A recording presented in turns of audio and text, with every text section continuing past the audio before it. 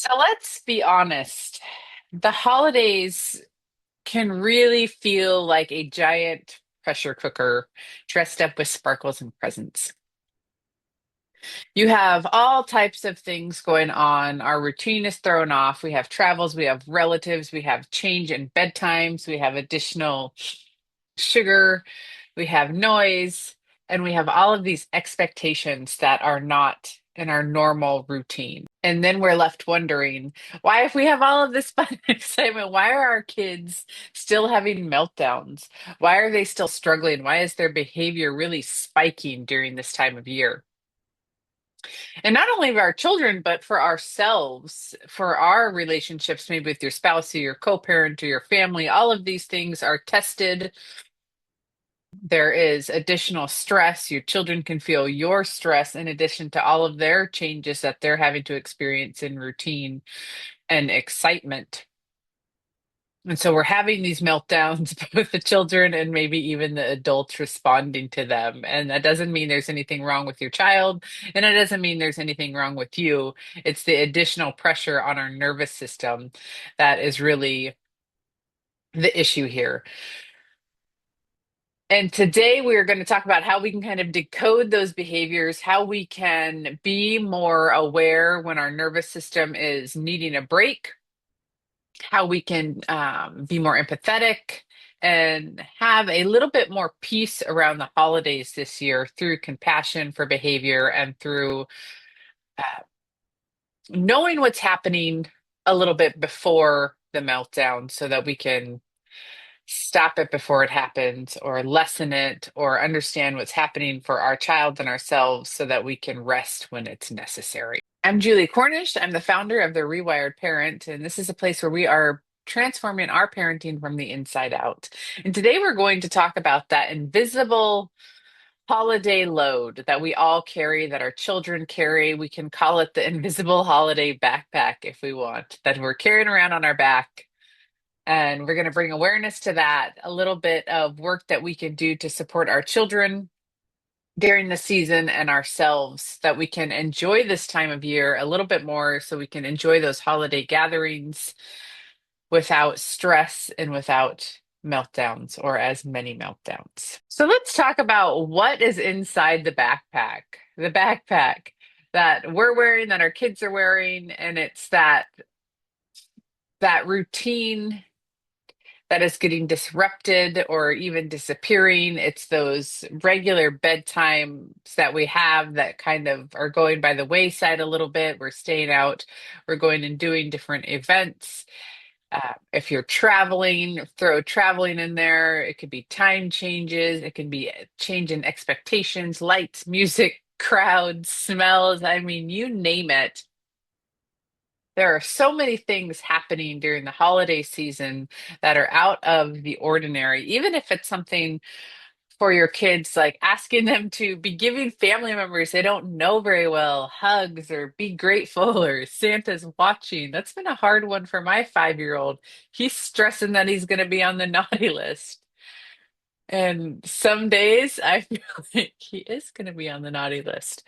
But it's a weight. He is carrying a little weight of worrying about his behavior when he's feeling dysregulated, that he's going to be on the naughty list. So we've had to have a few talks about that. You know, telling your kids to be grateful, asking them to share with cousins or friends that they don't really know when they're already having a hard time struggling or have had too much sugar or overstimulated. Constant direction, smile for the picture, go sit over there, put this outfit on, we're doing this. And all of that excitement can be really draining and dysregulating for the children and even for us. Directing constantly and having to change our own routine is stressful. And a lot of the times, because there's so much going on, by the time we finally recognize that our child is struggling or that we're struggling, we're already at capacity or overflowing. And that behavior is definitely not random. It's communication from a dysregulated nervous system. And so, how can we begin to be more aware of that right from the beginning? So we'll call it the three question framework. When your child loses it, you have to ask yourself these three questions. Number one, what might my child be feeling that they can't tell me right now? And this is going to be relevant really for any age. When we're dysregulated, it's harder to find the words. But also when you're young and you don't have the the life experience, it's hard to sometimes articulate what is going on for you, for them to express how they're feeling. It's always good for us to ask. Sometimes they can, sometimes they just need to be asked. So that's the first question. What might my child be feeling? And that goes back to that root to bloom. And we're going to start to begin to figure out what's underneath the surface of that behavior. Because when a kid loses it, their words do go offline. So we're just being aware of that. And the same with adults sometimes too. Our brains just get a little bit dysregulated. It's hard to find the words. It's easier to yell and to be reactive rather than responsive. So, number two is what need is underneath that behavior. So, we're looking to see what is the root of the issue. Most problem behavior is just an unmet need, safety, connection, predictability, autonomy. Maybe they just need food or rest or a little sensory relief, a little bit of a break from the overstimulation. And number three is how can we meet that need for the child, for ourselves, whichever it is, without rewarding the behavior or without appearing to be rewarding the behavior. So meeting a need is not the same as rewarding a meltdown or a behavior. And that's at the heart of conscious parenting. No to the behavior, yes to the feeling. So we're wanting to find out what is happening beneath and support and help them. And that's when we shift from the power over parenting into that power with parenting. We're not giving them control. We're still the leader, but we're looking to be really a informed, compassionate leader. We want to know what's going on for our child so that we can support them through it to avoid that eruption, to avoid that meltdown on both ends. So we're asking them what's happening.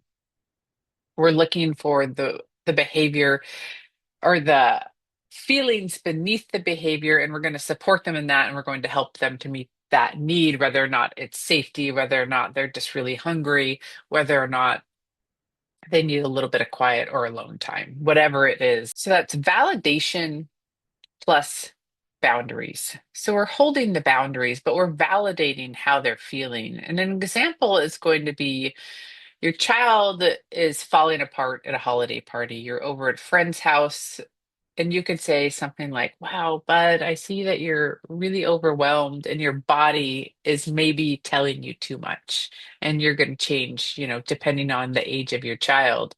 Be like, "Hey, bud, I see like you've had enough.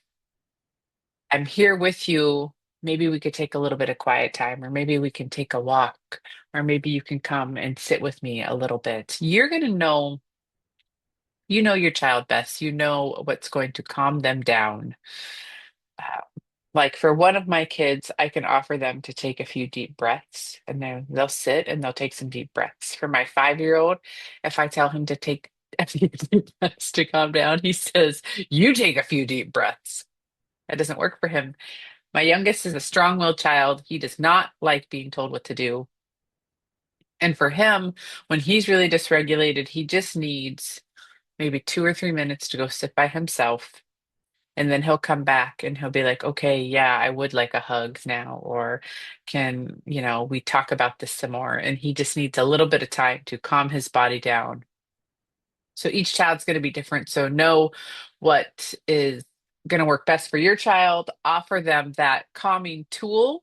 And if you don't know, there are lots of lists online of different calming tools, and you can start going through and find the one that's going to work best for your child. And sometimes one will work really well, and then the next time it won't. So we're all kind of learning as we go. So it's going to be validation plus boundaries. So the first thing we're going to do is you're going to validate what your child is experiencing in that moment. So, they've had the behavior, and the first question we want to ask, or what we want to look for, is what is underneath that behavior. So we're simply going to ask them. First, we can comfort and say, hey, I see you're feeling overwhelmed, or I see that you're getting upset and you hit your brother. Let's take a moment and come and sit with me. I'm here.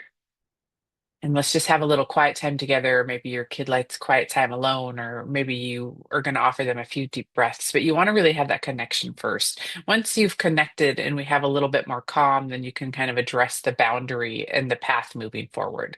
So, in our family, we don't hit. So let me help you go apologize to your brother. And what can we do next time when you're feeling really upset and you want to hit?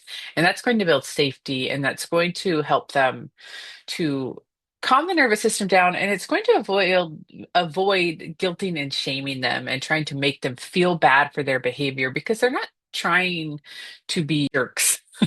They're just dysregulated, and their brains aren't at a point where they can really stop themselves from certain behaviors. So allowing them to feel safe, giving them a path to move forward without shame and guilt, and knowing what to do next time is giving them a sense of safety. It's not rewarding any behavior, but it's giving them compassion and kindness and understanding. And that's the power with method of parenting. Let's talk about why you shouldn't take it personally when your child is feeling dysregulated. It is not a report card on your parenting. It's not a reflection of their worth or your worth. It's not them trying to piss you off or embarrass you or frustrate you or make your evening crappy.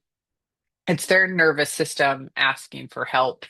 And when you are able to stop taking it personally, when you're able to look at that behavior and look to the roots of it, you can stay anchored enough within yourself to be a good leader, to help them through the process without getting upset, without getting that tightness in your throat and your chest and wanting to, or maybe you're still going to get that and you're going to be able to calm yourself down. That was me last night. And I will even tell my kids, I'm like, okay, I'm at the point where I am feeling pretty frustrated myself. I am feeling like I'm going to yell. I need you to hear what I'm saying, and it's time for us to stop doing what we're doing or whatever I have. And then that's generally with my youngest, because I will be repeating the same thing and be like, this is what we need to do. And he'll push. And it's an excellent practice for me to continue that power with parenting, because if you have a strong-willed child, you will know that the power over does not work. It escalates it every time. So your kid is going to help you to grow as a person and as a parent, and to know and to show you what they're needing. Whether or not you're able to receive that information, you'll grow with that. Uh, so the first step is that really just understanding that they're not trying to piss you off. It's just them having a hard time. And so we're going to look to that root of that behavior and be a calm spot for them and a compassionate place. And that is going to be our leadership to support them and developing and managing those big emotions, especially this time of year. And that's going to help them to enjoy the holidays. And each year that you grow on that, it's going to get easier and more enjoyable during the holidays. So we'll just touch on, I have a few times, but if you have a strong-willed or sensitive child, or a child that is easily overstimulated, they will need even more from you during the holidays. More predictability, and more planning, or more expectation planning. So for my little guy, before we go in somewhere, I really have to lay out the expectations, X, Y, Z. This is what we're doing. This is the expectation that we have. We were at a friend's house, and I let him know, I'm like, we're staying for 1 hour. I'm putting the timer on. When the timer goes off, the expectations are you're not going to beg to stay longer. You're not going to argue. You're not going to blah, blah, blah, blah, blah. In 1 hour, we're going to be leaving when that timer goes off. Can we all agree to this? get agreement, and it goes a lot better. And I'll tell them, I'm like, you have 10 minutes until the timer goes off, and setting those expectations and giving them the heads up that you have 10 minutes, you have 5 minutes, you have 2 minutes. Okay, it's time to go. It makes it more smoothly. It's not going to be completely seamless. They didn't like, woohoo, we're leaving. They still took a while to find their shoes and all of that kind of stuff, but it was easier that had been in the past or than it is if I forget to set that expectation before we go. And for those strong-willed children, giving them a little bit more autonomy, offering them some choices within your boundary. If my little guy hates holding my hand in the parking lot, he is a very independent. He doesn't feel like he needs help or support doing stuff.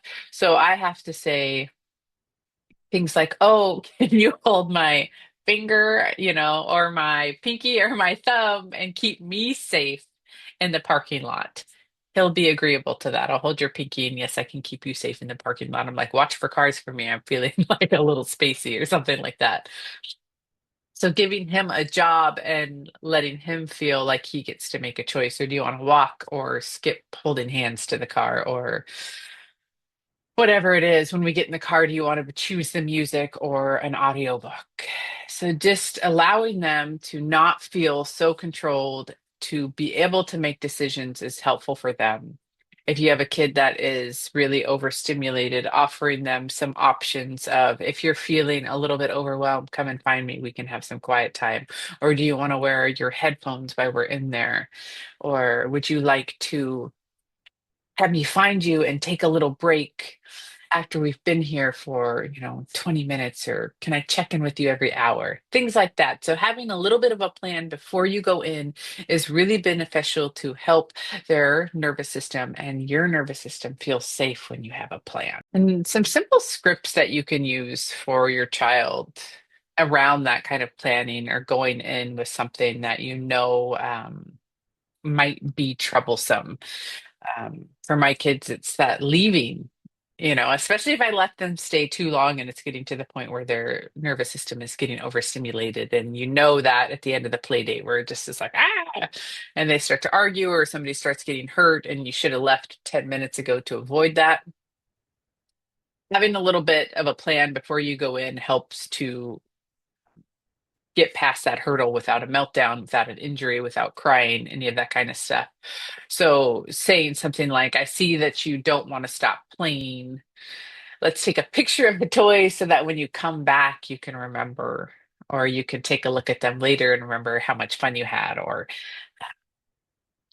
maybe they don't want to get dressed to go because you think that they're just trying to be complicated, but maybe they're just not wanting to get dressed because they're a little bit nervous about going out or they don't know what the expectations are. So you can ask them, like, why is this difficult? What is difficult about this for you? Or saying it in a way like that really brings curiosity and like, I see that you're having a hard time getting ready. What's going on for you around that right now? Can I help you get dressed? Can I help you find something? Do you need a hug? Do you need to sit with me for a few minutes before we go? The more intense your energy is going to be, the more difficult it's going to be for them to get ready because they're going to start feeling that stress right off. So the more that we can be calm and know that it's not the end of the world if we get somewhere late, that it's okay to show up in a different outfit because it's a little bit more comfortable for your kid to avoid them feeling pressured or uncomfortable. And the same goes for you, mom. You don't have to wear a super like beautiful dress if it's uncomfortable because when we're uncomfortable, it makes us a little bit more tense and anxious. So go for comfort. It's going to be beneficial for everybody. And again, always before you're leaving an event, if they're struggling, asking, giving them a little bit of autonomy, allowing them to choose the last thing that you do, or you're like, you got 2 minutes. What do you want to do before we leave? And the same with ending screen time. You have this much time, find a good ending point, and just allowing them some choice, giving them reasons for doing things. Like, I see you're struggling to end screen time, but your brain needs a break, and letting them know why, why, especially a strong-willed kid. They want to know the reason why you're doing things and they want choices. And that, I mean, should be true of everybody. We all want that, right? And you can have little code things too with your child if they're struggling, or if my youngest is the king of interruption when people are in the middle of talking. So coming up with a plan like, come pull on my pants or grab my finger when you want to talk to me before you interrupt. Giving them a little bit of something a tool that they can use to help them so that they can feel heard and seen. So again, the holidays don't have to be a battlefield. They don't have to be stressful. Okay, they're always going to be a little stressful, but we can mitigate that stress, right? So we can make it a little bit less. We can make it more enjoyable for the kids, more enjoyable for ourselves with these few tips and tricks and dressing comfortably and having a plan and knowing the right questions to ask. And you're all going to have more fun and enjoy the holiday season more. And that is always a good thing. So I appreciate you showing up today, showing up for your children, showing up for yourself. It is a wonderful time of year, and it's a challenging time of year. So let's all do our best and have fun and keep showing up and keep doing the work. And I hope you have a great day. We'll see you next time.